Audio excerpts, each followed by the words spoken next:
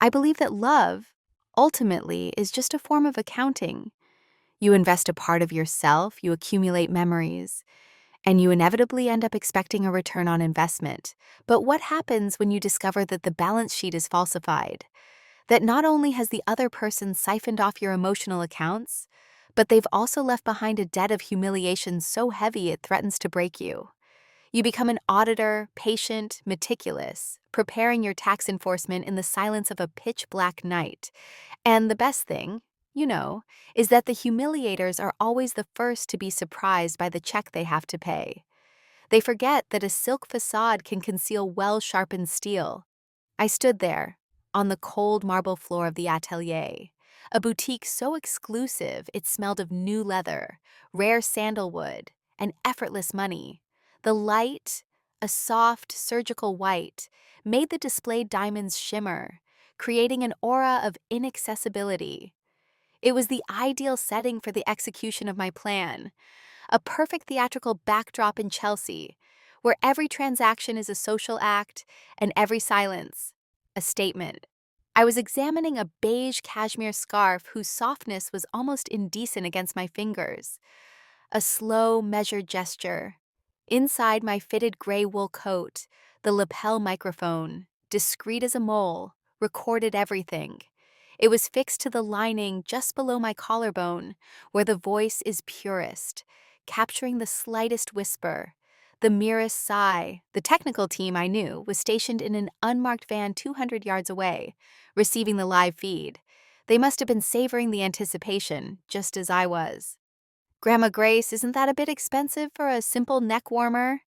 The voice of Ava Thompson, my daughter-in-law, was smooth like the silk she wore.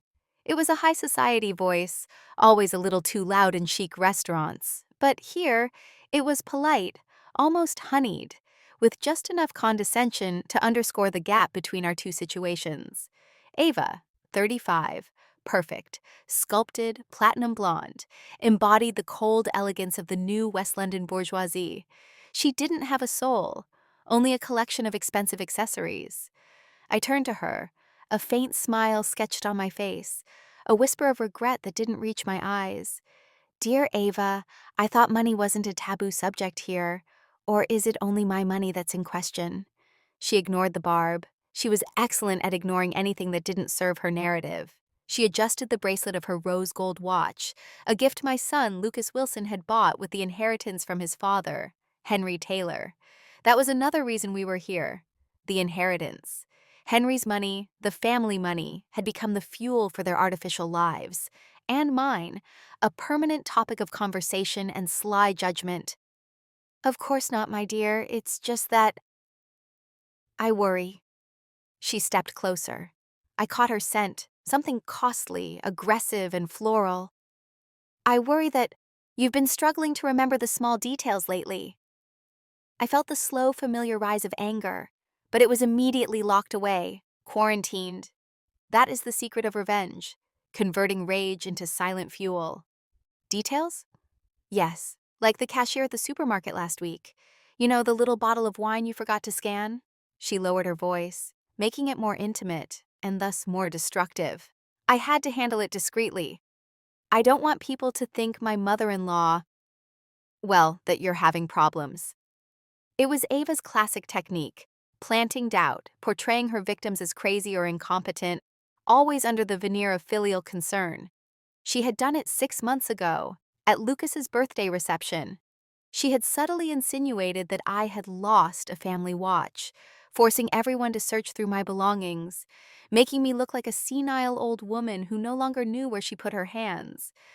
That night, I swore I would have my revenge. Not a loud vengeance, no. A televised vengeance. I looked into her eyes. They were crystal blue, but cold, without depth. That is very thoughtful of you, Ava. I know. She smiled. This was the moment the camera would have lingered on her brow, capturing the subtle satisfaction of the predator. But back to this scarf. It's 4,000 pounds. I think you should leave it. She took the cashmere from my hands, a proprietorial gesture, and put it back on the display. It was the signal. Look at this, she said, her voice barely rising, just enough for a nearby sales assistant named Chloe to hear. "I found this in your coat pocket."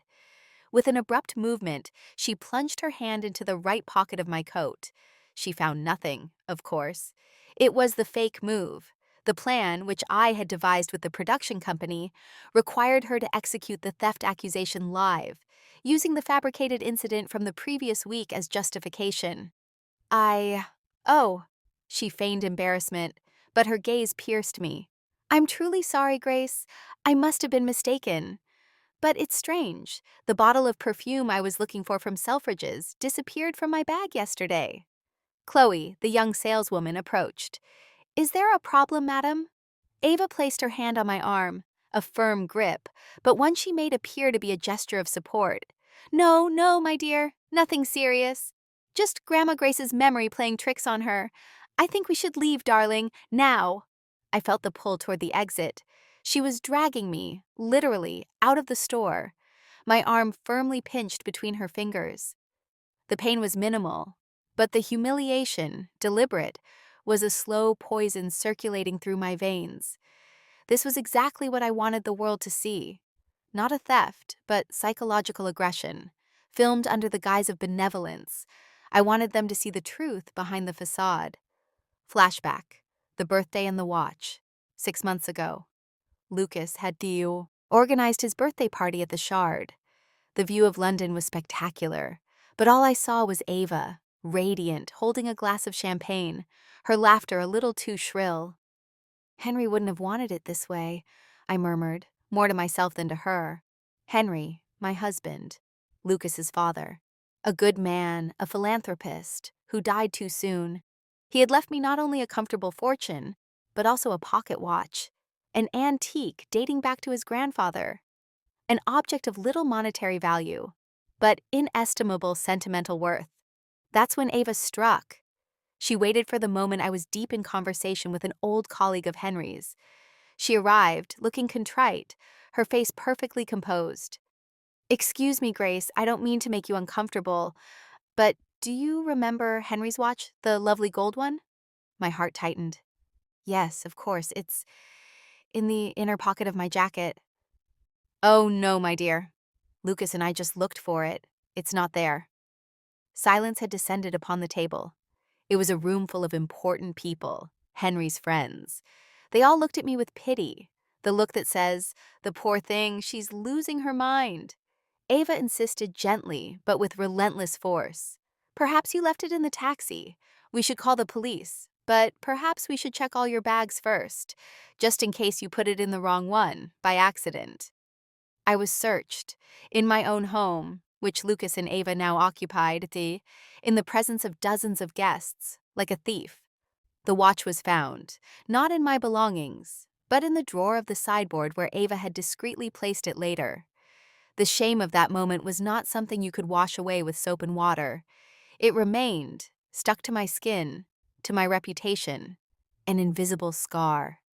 That's when the accounting began. I owed myself a debt, and the price Ava would have to pay would be hers, multiplied by 1,000,000. End of flashback. We were now on the pavement of King's Road, the noise of London traffic, polite honking, and high heels breaking the silence. Ava was dragging me, her hand a vice around mine. "Let go of me, Ava," I said, my voice calm, but the invisible camera captured the hard inflection.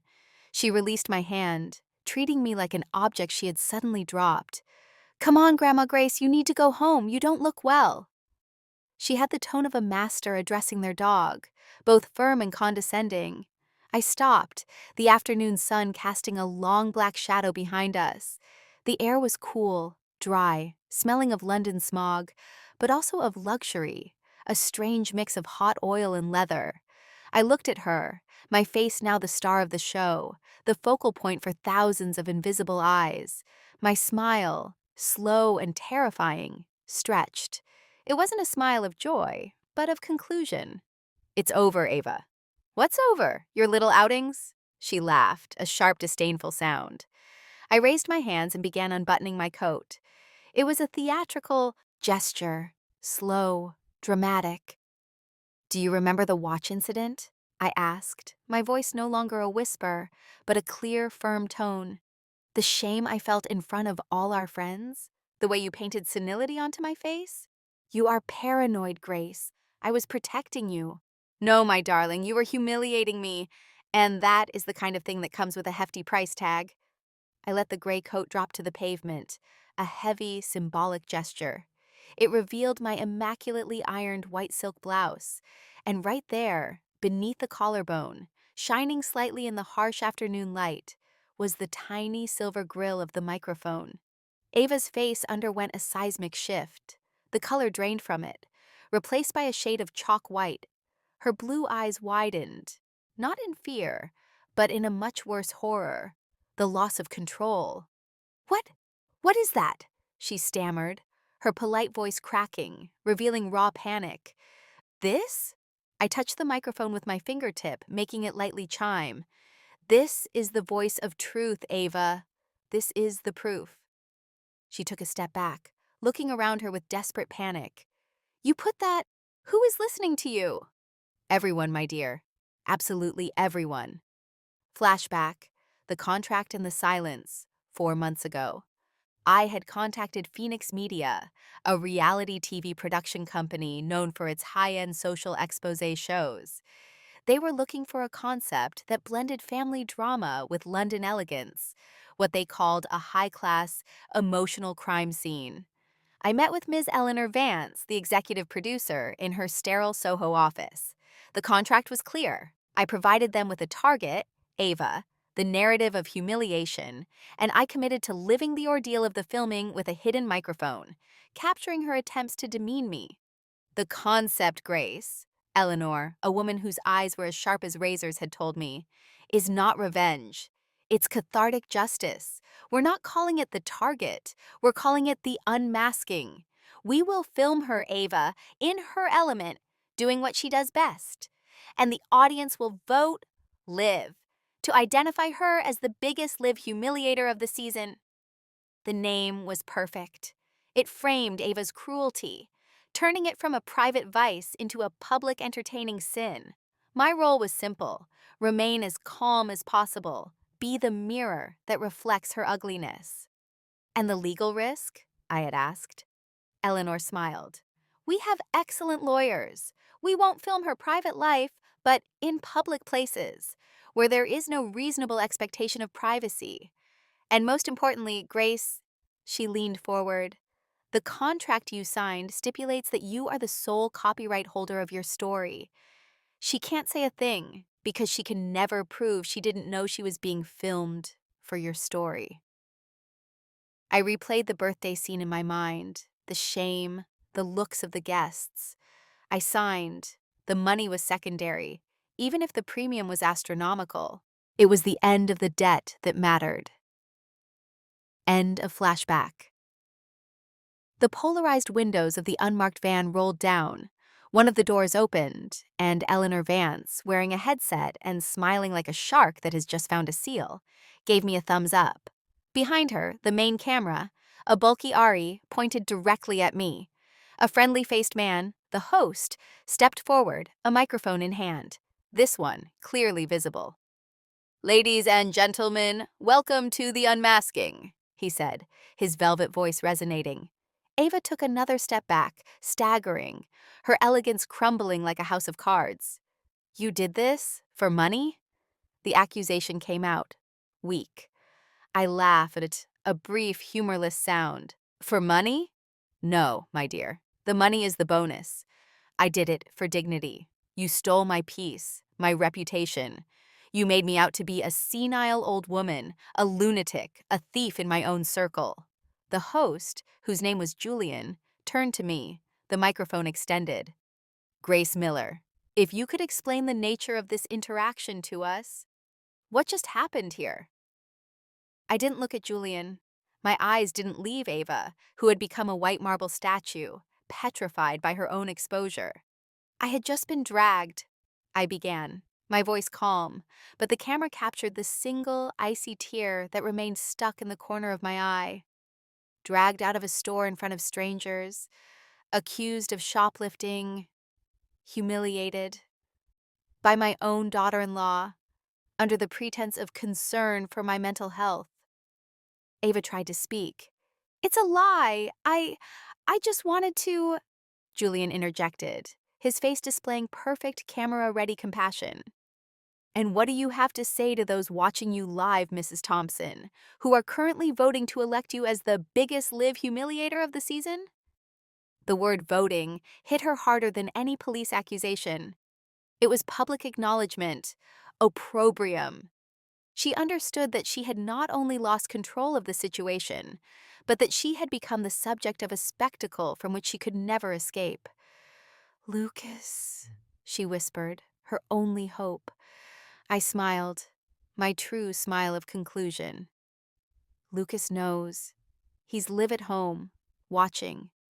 I told him he had to choose his wife, the humiliator, or his mother, the survivor," Julian interjected, his face displaying perfect camera-ready compassion.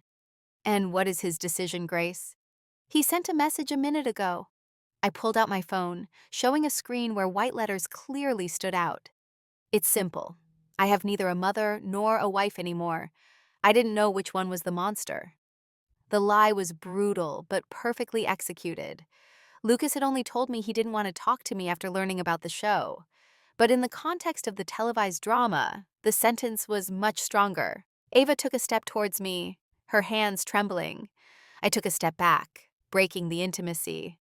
"All that elegance," I murmured, looking directly into the cameras. "All that pretense. All it took was a little microphone, a little bit of truth, and the greed of television to break her. You stole my peace, Ava, and I stole your reputation. That's the only thing people like you truly care about." She remained there, psychologically undressed on the pavement of King's Road, in front of the reality TV van, with passers-by stopping, the audience voting. I picked up my coat. The execution was complete. The debt was paid. Julian turned to the camera, the closing smile on his face.